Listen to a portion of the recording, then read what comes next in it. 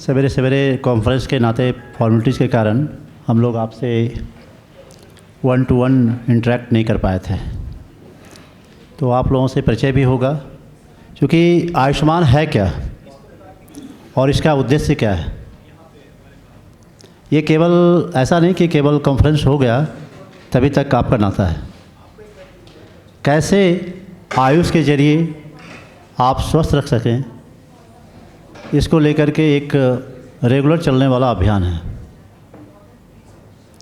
आप सब लोग सोशल मीडिया के माध्यम से जुड़कर लाभान्वित हो सकते हैं। बहुत सारे हमारे साथ एक्सपर्ट जुड़े हुए हैं। आप अपनी प्रॉब्लम को भी पूछ सकते हैं, है ना, अपने फैमिली के प्रॉब्लम्स को पूछ सकते हैं। और मैं चाहता हूं कि आप सब लोग केवल और केवल आयुष को अपना करके स्वस्थ रहें, और ये संभव है। क्योंकि आमतौर पे क्या होता है, थोड़ा सर दर्द हुआ, थोड़ी सी फीवर आई, हम दवा लेना पसंद करते, जबकि आप सब लोगों को मालूम है कि दवा कितना हानिकारक है। बिना दवा के आप कैसे स्वस्थ रहें, ऐसे उपायों को जानना, ऐसे उपायों को सीखना चाहिए। और यही इस तरह के कॉन्फ्रेंस का मुख्य उद्देश्य होता है। मैं तो देखता हूँ और मुझे बहुत रोना आता है, क्योंकि आम तौर पे सब लोग इतने सक्षम नहीं होते। जब किसी को समस्या आती है और वो हॉस्पिटल में जाते, वहाँ पे कुछ अलग ही दुनिया होती है। मैं देखता हूँ कि बार बार मेरे पास फ़ोन आते हैं, मेरा बिल 10 लाख का आ गया, 20 लाख का आ गया, 25 लाख का आ गया, मुझे माफ़ करवा दीजिए। मैं फिर जाता हूँ, उस पर दवा बनाता हूँ, कुछ कम करवाता हूँ, फिर ज़्यादा लोगों को एम्स में, सफदरजंग में भर्ती कराता हूँ। और मुझे ये बात बराबर मैं सोचता हूँ कि ऐसी नौबत क्यों आती है। क्या हम लोग प्रिवेंटिव मेजर पे अपने आप को स्वस्थ नहीं रख सकते? तो आप कैसे स्वस्थ रहें, आपके परिवार के लोग कैसे स्वस्थ रहें, ऐसा समाज कैसे स्वस्थ हो, देश कैसे स्वस्थ हो, ऐसे उद्देश्यों पर आयुष्मान काम करती है। तो मूल वजह यह है कि मैं पिछले 2-3 सम्मेलन से मैं अपने इस मंच पे बोल ही नहीं पाता था। कोई एक स्पीकर को आना था, वो नहीं आ पाई, तो मुझे मौका मिल गया। मैं सोचा कि अपने भाव को शेयर करूं, क्योंकि मेरे टॉक होते रहते हैं अलग अलग प्लेटफॉर्म्स पे। तो जो सबसे महत्वपूर्ण ये है कि हम कौन हैं। Who am I? क्या इसका जवाब आपके पास है? ये जो मनुष्य जीवन मिला है, ये कितना महत्वपूर्ण है। सुबह फिर शाम, ऑफिस घर, ऑफिस घर। क्या कभी ऐसे भाग दौड़ के जीवन में अपने आप के लिए भी समय निकाला है? क्या आपने कभी सोचा कि इस जीवन का उद्देश्य क्या है? क्या सोचा है आपने? आप कौन हैं? इतनी बड़ी ज़िंदगी में कभी आपने ठहर करके सोचने का प्रयास किया कि मैं कौन हूँ? क्या इसका जवाब है आपके पास? आपने अपने आप को नहीं पहचाना। पूरी ज़िंदगी जो है दूसरे को जानने, पहचानने और समझने में लगा दिया। और एक बहुत बड़े इंटरनेशनल स्पीकर हैं, उनका कहना है, श्री प्रेम रावत जी का, कि जब तक आप अपने आप को नहीं जानेंगे, जब तक अपने आप को आप नहीं पहचानेंगे, तब तक आप कभी भी खुश नहीं रह सकते हैं। अपने जीवन में खुशी चाहते हैं, अपने जीवन में आनंद चाहते हैं, तो क्या करना होगा? अपने आप को जानना होगा, अपने आप को पहचानना होगा, अपने आप से पूछना होगा, Who am I? और इसका जवाब मैं दूंगा।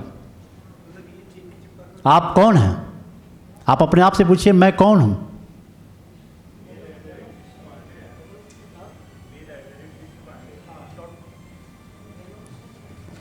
बिना समय के बारे में बताऊंगा।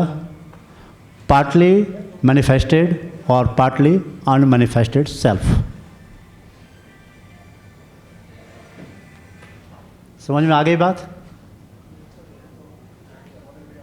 अभी तक आप वही है जो अपने आप को आपने मैनिफेस्ट किया है, लेकिन आपने अपने आप को पूरी तरीके से मैनिफेस्ट नहीं किया है।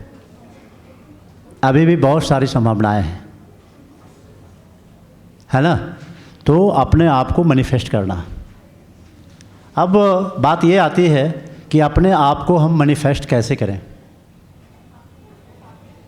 इसके लिए मैं बहुत सरल तरीका बताता हूँ, जिसको बोलते हैं साइंस ऑफ लिविंग।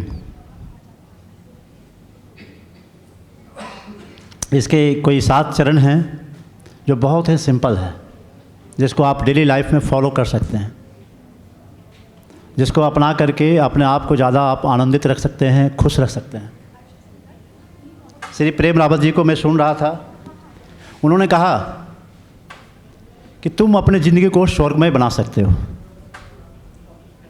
स्वर्ग कहाँ है? स्वर्ग कहाँ है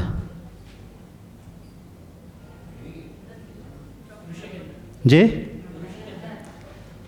अब मैं बताता हूँ, क्योंकि आमतौर पे ये धारणा है, आमतौर पर परिकल्पना है कि ये स्वर्ग ऊपर है ना?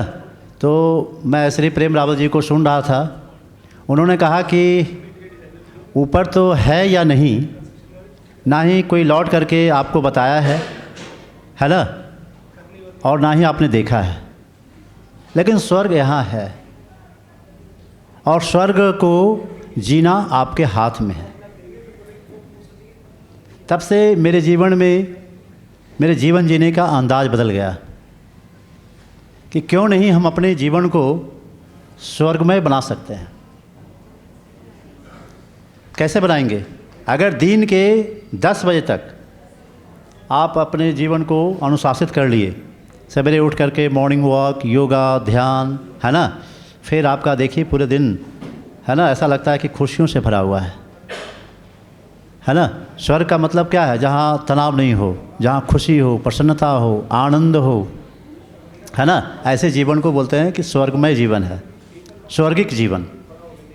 और ये संभव है, ये आपके हाथ में है।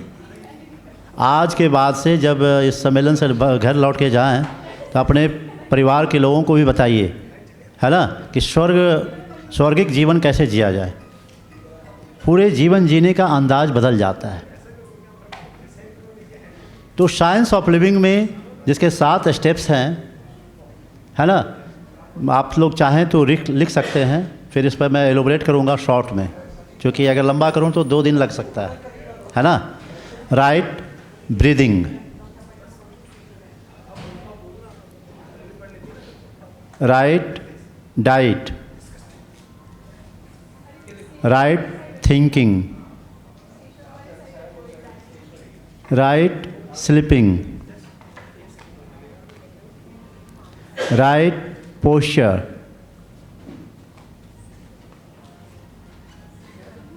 राइट सिलेक्शन और राइट कम्युनिकेशन। ये 7 चीज़ों को फॉलो करें तो आपके जीवन में बदलाव आ सकता है। और मुझे भी कॉन्फ्रेंसेज में भाग लेने पे या बोलने के जो मौका मिलता है, तो मेरे जीवन में भी प्रभाव पड़ता है। मैं भी इसको फॉलो करता हूँ, है ना? क्योंकि आज विश्वरूप जी ने कहा कि 15 सालों का संबंध है। मैं बहुत पहले से ये फॉलो करता हूँ कि शाम में 6 बजे के बाद नहीं खाना। तो 6 बजे जो है भूख बहुत तेज़ लगती है, 6 बजे के बाद भूख लगती नहीं है। तो जितना आप अर्ली खाएंगे उतना ही ज़्यादा जो है आपका डाइजेशन का समय मिल जाता है। तो मैं पॉइंट पे आता हूँ, राइट ब्रीदिंग। ये जो ब्रीदिंग है, आप जब से पैदा लेते हैं और जब तक आप जीते हैं तब तक श्वास ले रहे हैं। ये श्वास आ रही है और जा रही है, जिसके बारे में एक बहुत बड़े साहित्यिक ये शाहिर लुधियानवी साहब ने कहा है, अगर श्वास का नाम है जीवन अगर श्वास का नाम है जीवन, तो जीवन जीने के अंदाज को बदलते रहिए। क्या आप लोगों ने कभी जीवन जीने के अंदाज को बदला है ना? आप अपने हिसाब से खुश रह सकते हैं। खुश रहना भी आपके हाथ में है। केवल आप श्वास को कंट्रोल करना सीख लें तो आप खुश रह सकते हैं। अभी मैं बताऊंगा कि श्वास को कैसे कंट्रोल रखना है। 2-3 पॉइंट को आज मैं डिस्कस करूंगा और 2-3 पॉइंट को मैं कल डिस्कस करूंगा, क्योंकि समय कम है और अर्पणा दीदी को भी बोलना है। तो 1 मिनट में हम लोग कितना श्वास लेते हैं? आचार्य मनीष जी आ चुके हैं, आप आ जाएं मंच पे। आइए, स्वागत है। 1 मिनट में हम लोग कितना श्वास लेते हैं? कितना लेते हैं? और बताइए जी। 24। पीछे से कितना? 22 जी। अच्छा हुआ कि आप लोगों ने सही जवाब दिया, नहीं तो कई तो बोलते हैं कि 60 लेता हूँ, है ना, क्योंकि श्वास का अनुभव किया नहीं, है ना। क्योंकि श्वास का संबंध है आपके जीवन की लंबी आयु से, श्वास का संबंध है आपकी शारीरिक ऊर्जा से, और श्वास का संबंध है आपकी मानसिक शांति से।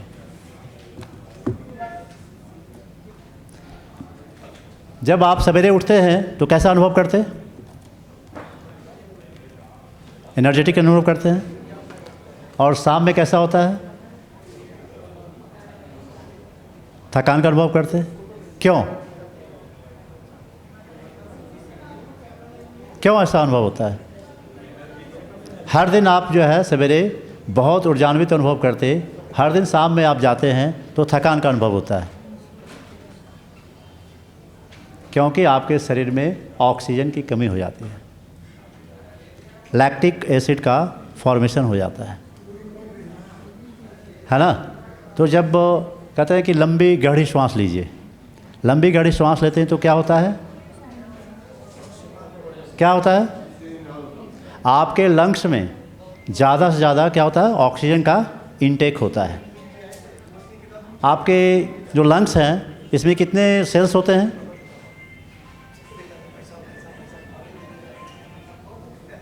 8 लाख कोशिकाएं होती है। जब नॉर्मल ब्रीदिंग करते हैं तो क्या होता है? ओनली 1/4 सेल्स का उपयोग करते हैं। 3/4 सेल्स जो है आपका उपयोग में नहीं आता है। तो आज से कल तक के चीज़ों को सीखना है कि कैसे हम अपने पूरे लंग्स का पूरा उपयोग कर पाएँ। और जिस पार्ट का हम उपयोग नहीं करते क्या होता है? धीरे धीरे इनएक्टिव हो जाता है, डेड हो जाता है। शरीर के सभी अंग बहुत महत्वपूर्ण हैं, लेकिन इसके 3 अंग जो है जिसको मेडिकल साइंस ने विशेष रूप से महत्वपूर्ण माना है। कौन कौन सा है? आँख कान नाक नहीं,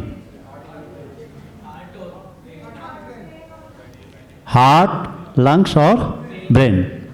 तो जो लंग्स इतना आपका महत्वपूर्ण है, लेकिन आप सही तरीके से ब्रीदिंग नहीं लेते तो क्या होता है?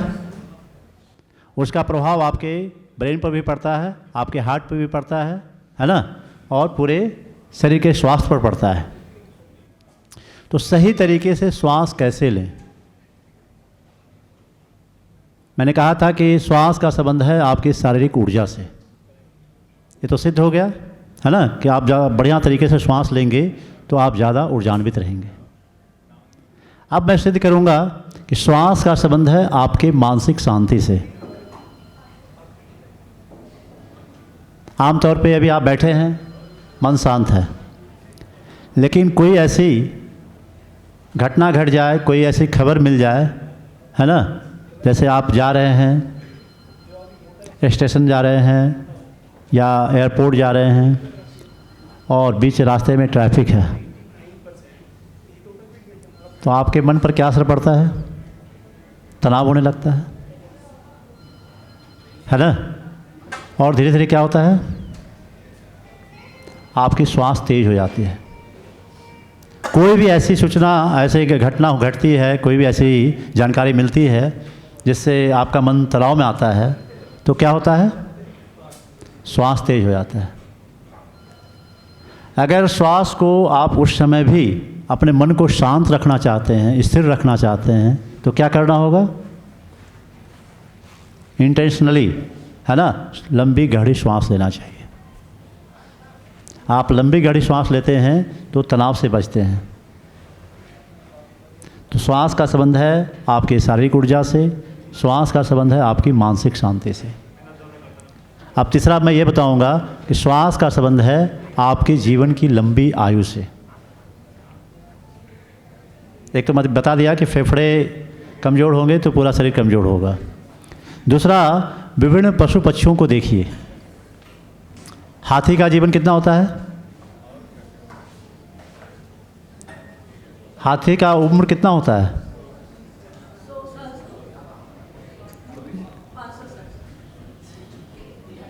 सबसे ज़्यादा जीवन किसका होता है, कछुए का कितना आयु है,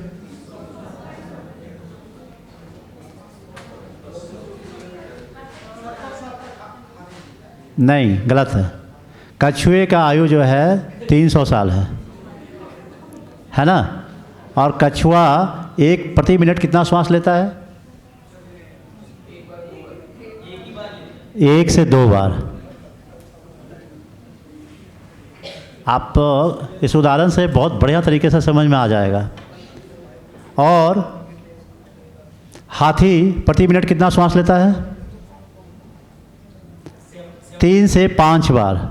उसकी आयु कितनी होती है, 200 साल, है ना। इसी तरीके से आप देखेंगे कि जिसकी आयु जितनी लंबी है उसका प्रति मिनट श्वास लेने की दर, जो गति है, उतनी ही कम है।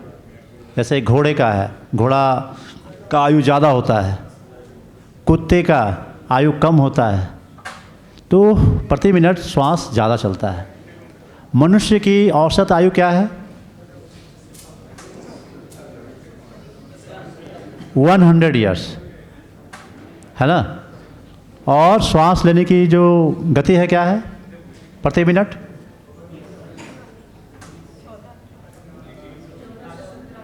12 बार, है ना, 10 से 12 बार। अगर 12 बार लें तो आपका जो आयु है वो 100 होता है।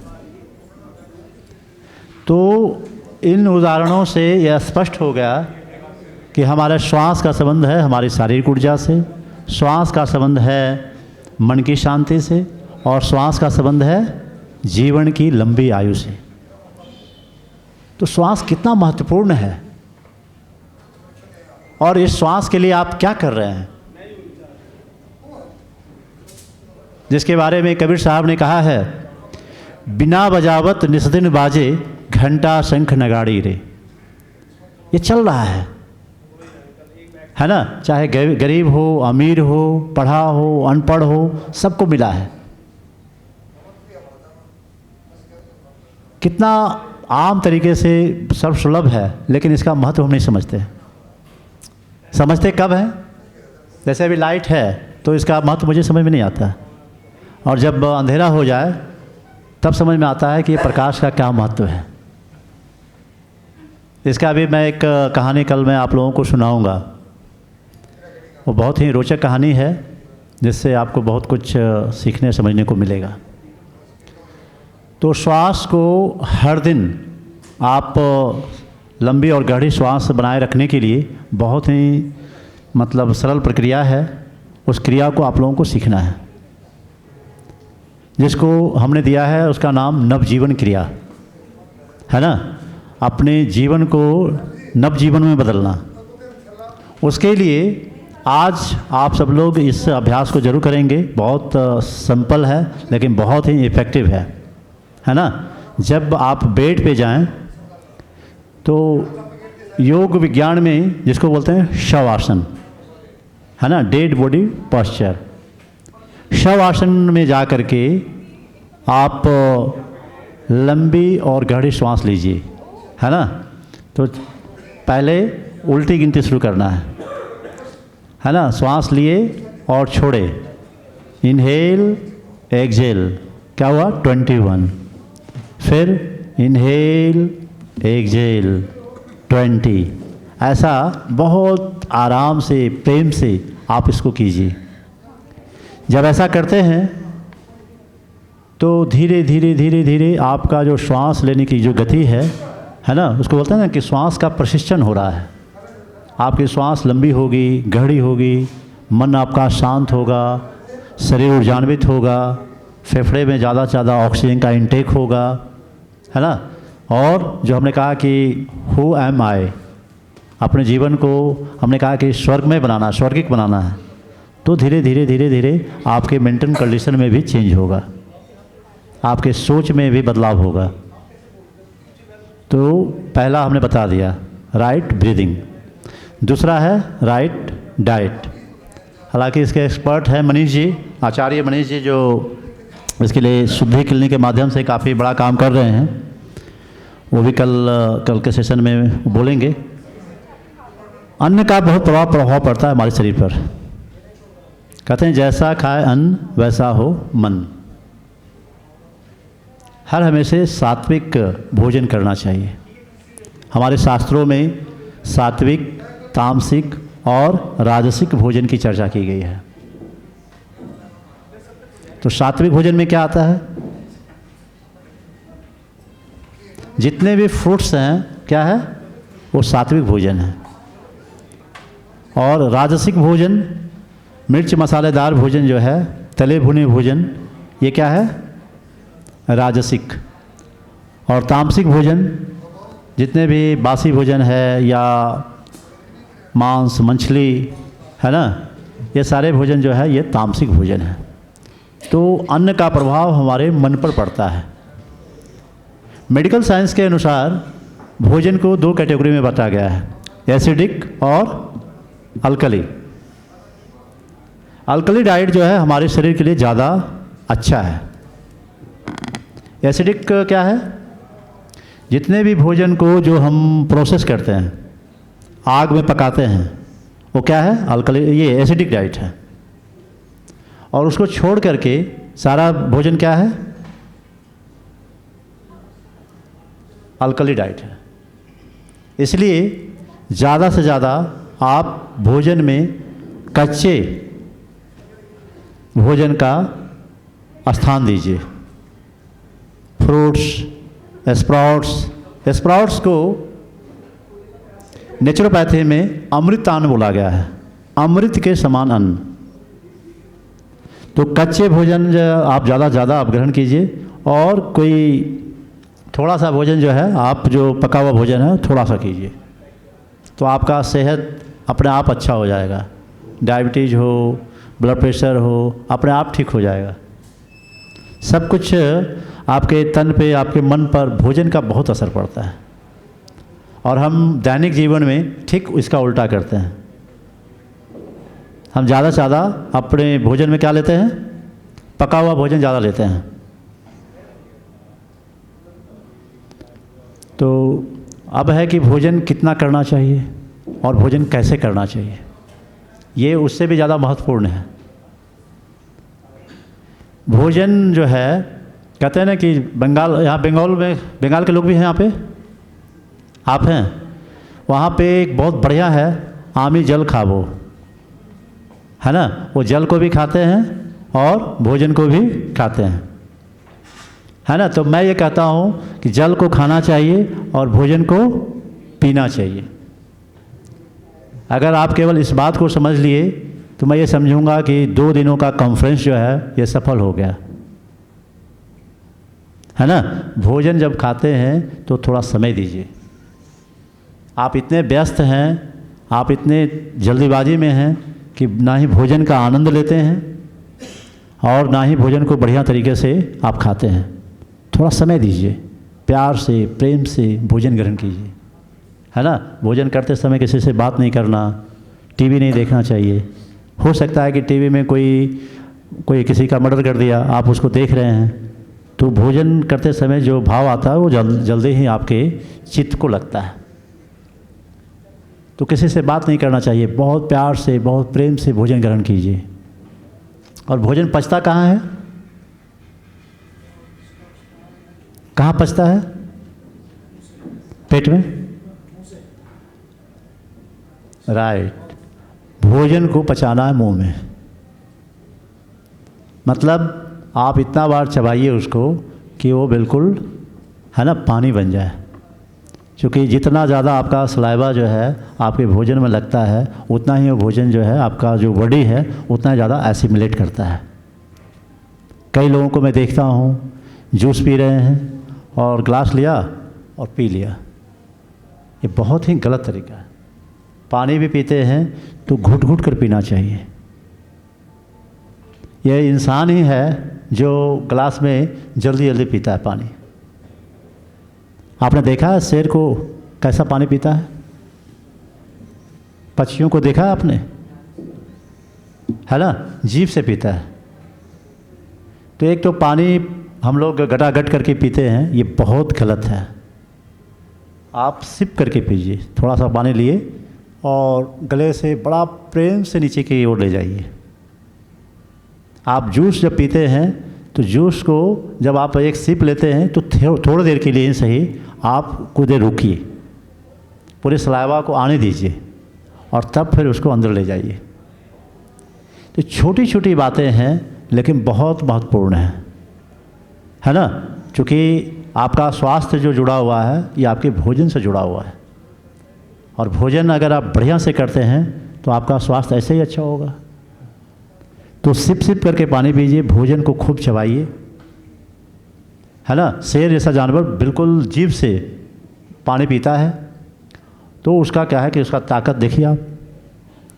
तीसरा कि पानी कैसा पीना चाहिए। अभी गर्मी का मौसम आ रहा है ना, लोग कोको कोला पीते हैं, ठंडा पानी पीते हैं। क्या यह पीना सही है? ठंडा पानी पीना अपने आप को मौत का आमंत्रण देना है। जब इंसान की मौत हो जाती है तो उसका शरीर कैसा हो जाता है? ठंडा पड़ जाता है। और आप पानी पी करके जीते जी आपको मार रहे हैं। आपके बॉडी का जो अंदर का टेम्परेचर है वो कैसा है? हल्का गर्म है। जब श्वास छोड़ते हैं या ब्लड का सिक्रेशंस होता है, हल्का गर्म रहता है। और कितनी बड़ी गलती है कि आप ठंडा पानी पी रहे हैं। ठंडा पानी बिल्कुल मत पीजिए। ठीक है, गर्मी में गर्म पानी नहीं पी सकते, कोई बात नहीं, नॉर्मल पानी पीजिए। और पहले हमारे यहाँ का जो सिस्टम था घड़े का पानी पीना, वो स्वास्थ्य के लिए अच्छा था। आज खाने और पीने की वजह से कितनी सारी समस्याएं हो रही है, कितने लोग अस्वस्थ हो रहे हैं। डायबिटीज़ हो, ब्लड प्रेशर हो, हार्ट डिजीज हो। मैं तो देखता हूँ आए दिन सुनने को मिलता है, अच्छा उसका हार्ट अटैक आ गया, उसका हार्ट अटैक आ गया। क्योंकि सार्वजनिक जीवन में हूँ, परिवार का जो स्वरूप है बहुत बड़ा है, तो लगता है कि केवल लाइफ स्टाइल को चेंज कर दिया जाए तो लोग स्वस्थ रह सकते हैं। जो आप ठंडा पानी पीते हैं इससे बहुत बुरा असर पड़ता है। तो खाने और पीने को थोड़ा सा बदलाव करें, इससे आपका जीवन जो है बहुत चेंज हो सकता है। दूसरा है कि खाना कैसा होना चाहिए। खाना को जो है, जो आपके घर में, आपके किचन में जो खाना बनता है वो कैसा होना चाहिए? हल्का, जिसमें बहुत कम मात्रा में तेल हो, बहुत कम मात्रा में उसको भुना हुआ हो, है ना। मतलब आप कोई चीज़ को बना रहे हैं और ज़्यादा आपने फ्राई कर दिया तो क्या हुआ? उसका अपना न्यूट्रिशन जो है वो ख़त्म हो गया। वैसे भी देखिए कि जिस सब्जी को या जो चीज़ों को आप स्टीम करके लेते हैं उसका स्वाद अलग रहता है। लेकिन चाहे बैगन हो या परवल हो या जितनी भी सब्जियां हैं, अगर आपने उसको बहुत ज़्यादा फ्राई कर दिया, बहुत ज़्यादा तेल मसाला दे दिया तो क्या हुआ? जो प्रकृति ने उसमें जो टेस्ट दिया है, जो नेचुरल टेस्ट है, वो ख़त्म हो गया। अब तो मैं देखता हूँ कि करेलों को भी लोग उसमें भर करके बनाते हैं, छन करके बनाते हैं। इंसान अपने स्वाद के लिए क्या क्या नहीं करता है, बताइए। वो करेला जो है आपके शरीर के लिए, उसको क्या किस लिए दिया गया? ये प्रकृति ने किसने दिया है? आपके शरीर में अलग अलग रसों का ज़रूरत है, जिसमें कड़वा भी हो, खट्टा भी हो, मीठा भी हो, तीखा भी हो।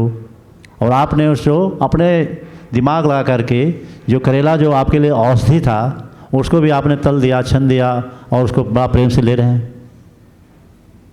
हम सब लोगों का, चूँकि आज श्री शांतमनु जी ने बहुत अच्छा कहा, पहले क्या था कि हम लोग मेहनत करते थे, है ना, थोड़ा दूर जाया करते थे मार्केटिंग के लिए या और सब चीज़ों के लिए, और भोजन के साधन कम थे।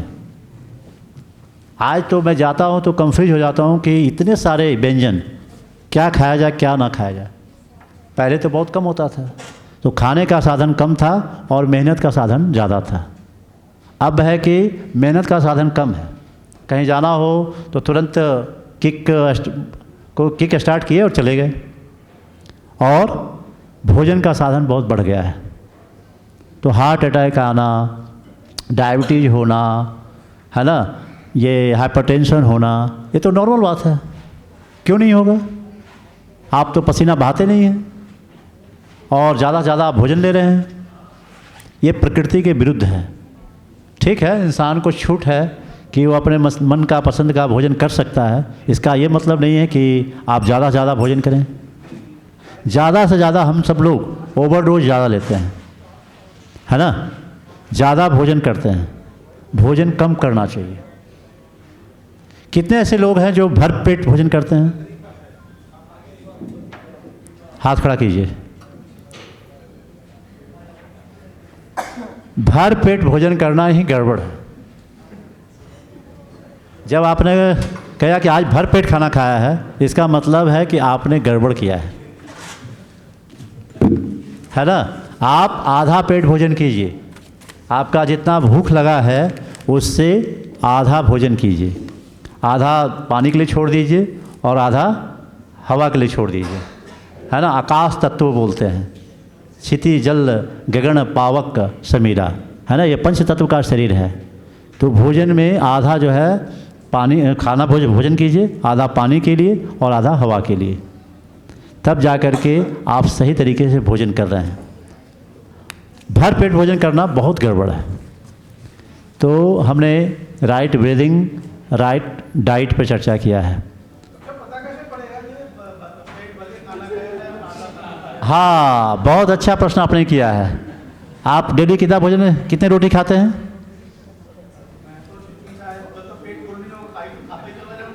फिर भी कितनी रोटी खाते हैं? आप जितना भोजन करते हैं उससे आधा कर दीजिए। आप अब मेरे से पूछिएगा तो मैं बहुत अच्छा बताऊंगा कि आप 2 रोटी भोजन कीजिए, 2 रोटी। और आपको भूख लगे तो पहले ज़्यादा से ज़्यादा सलाद का सेवन कीजिए। ज़्यादा से ज़्यादा सलाद, है ना, का भोजन करेंगे। कुछ फ्रूट्स लीजिए और रोटी कम खाइए। क्योंकि देखिए, इस प्रोग्राम को हम लोगों ने ये माननीय प्रधानमंत्री जी के प्रयास से जो मिलेट्स ईयर के रूप में मना रहे हैं, इसको श्री अन्न बोलते हैं। ये है कि अब फिर हमारा जो पुराना ट्रेडिशन था उसी पे आ रहे हैं। गांव के लोग पहले यही सब मड़ुआ, ज्वार, है ना, बाजरा की रोटी खाते थे। तब हम लोग बोलते थे कि जो भाई ये तो बहुत, है ना, पीछे की बात है। हाँ जी, हाँ हाँ,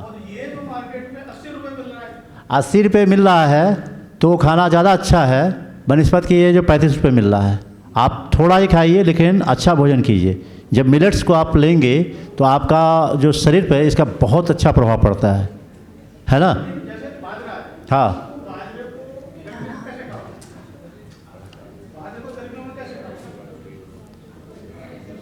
इस पर ये एक अलग चर्चा हो जाएगा अभी, क्योंकि बहुत लंबा है। मैं कल भी चर्चा करूँगा। ऐसा है ना कि जो मिला करके ज्वार, बाजरा, मंडुआ, ऐसा कई है। अभी तो ये प्रचलन में आया है। अभी बहुत सारी चीज़ें इस पर होगी।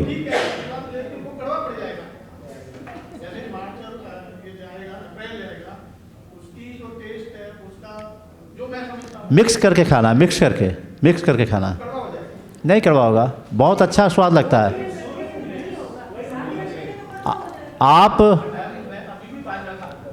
आप थोड़ा थोड़ा मात्रा में खाइए।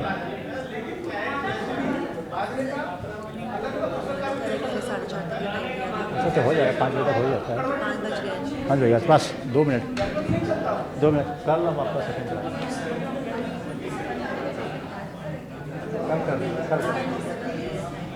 तो अब चूँकि समाप्त होने का वक्त है, तो कुछ करके जाएं, जिससे मतलब है ना कि आज का दिन ज़्यादा सफल हो सके। हाँ बताइए।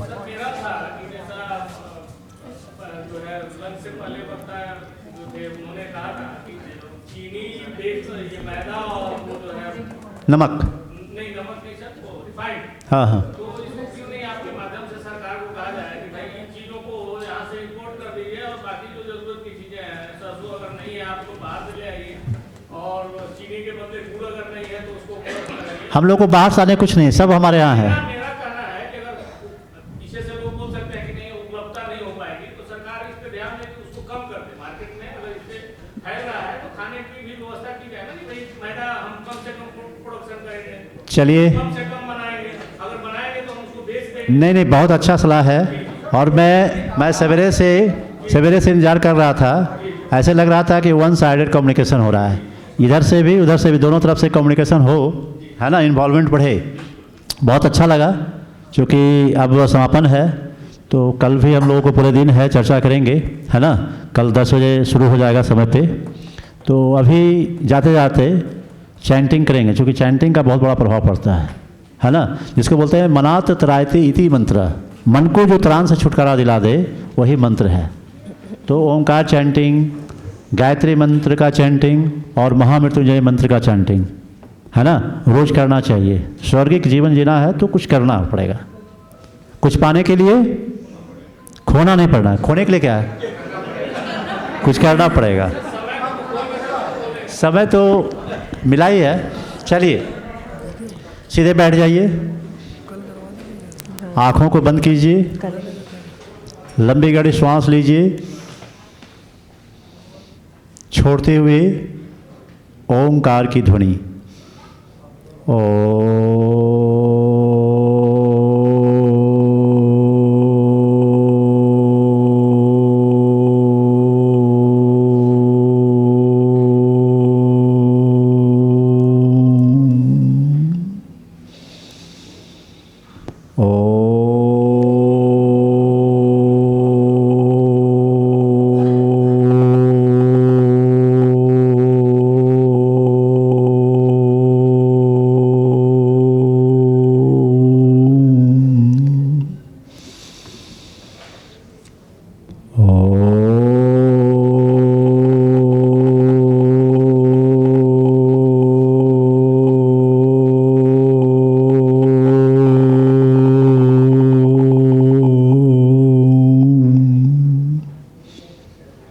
दोनों हाथों को आपस में रगड़िए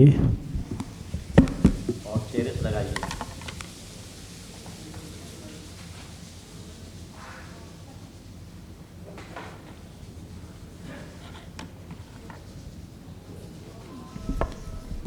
कैसा लगा? बस इसी अनुभव को लेकर के जाना है। इसको आप प्रत्येक दिन सुबह में कीजिए और अपने परिवार के साथ कीजिए, बच्चों के साथ कीजिए। स्वर्ग को बनाना है और स्वर्ग बनाना आपके हाथ में है ना। इस बात को भूलना नहीं है कि आपके हाथ में नहीं है, आपके हाथ में है। चलिए गायत्री मंत्र सब लोगों को आता है? मेरे साथ साथ ओम भूर्भुवस्सुः तत्सवितुर्वरेण्यं भर्गो देवस्य धीमहि धियो यो नः प्रचोदयात्। ओम भूर्भुवस्सुः तत्सवितुर्वरेण्यं भर्गो देवस्य धीमहि धियो यो नः प्रचोदयात्। ॐ भूर्भुवस्सुवः तस्य वितुर्वरेण्यं भर्गो देवस्य धीमहि धियो यो नः प्रचोदयात्। अब साथ साथ महामृत्युंजय मंत्र। ॐ त्र्यंबकं यजामहे सुगन्धं पुष्टिवर्धनम् उर्वारुकमिव बन्धना मृत्योर्मुक्षीयमामृता। ॐ त्र्यंबकं यजामहे सुगन्धं पुष्टिवर्धनम् उर्वारुकमिव बन्धना मृत्योर्मुक्षीयमामृता। ॐ त्र्यंबकं यजामहे सुगन्धं पुष्टिवर्धनम् उर्वारुकमिव बन्धना मृत्योर्मुक्षीयमामृता। दोनों हाथों को रगड़िए।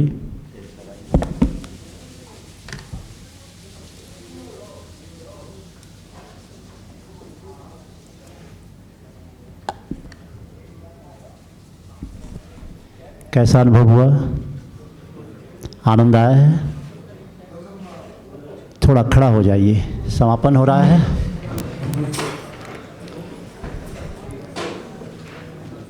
लास्ट बट नॉट लिस्ट, ये समापन है। और आज चूँकि हमने कहा है कि स्वर्ग बनाना अपने हाथ में है ना? अभी सब लोग अपने आप को भूल जाना है। आप कौन हैं? ना आप मैनेजर हैं, ना आप जनरल मैनेजर हैं, ना आप चीफ मैनेजर हैं, है ना? बस एक ह्यूमन बीइंग है। और ह्यूमन बीइंग होने के नाते अपने आप को अभी पूरा एंजॉय करना है ना? तो पूरा ठहाका लगा करके हंसना है ना? देखिए, ठहाका के नाम पे ही सब लोगों के चेहरे पे कितना खुशी आ गई। तो चलिए हंसिए।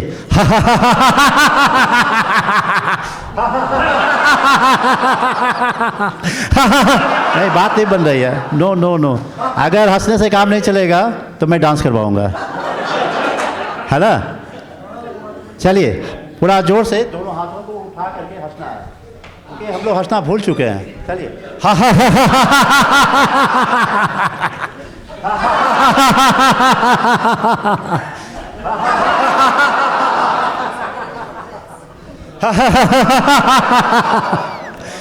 चलिए, है ना? अब थोड़ा सा इस तरीके से, है ना? चलिए शुरू कीजिए हंसते हुए।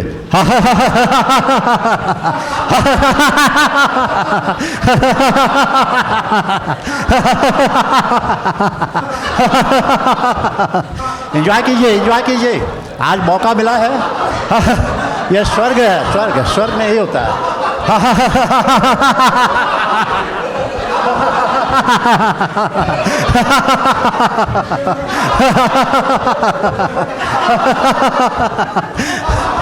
वाह वाह, बहुत सुंदर, धन्यवाद।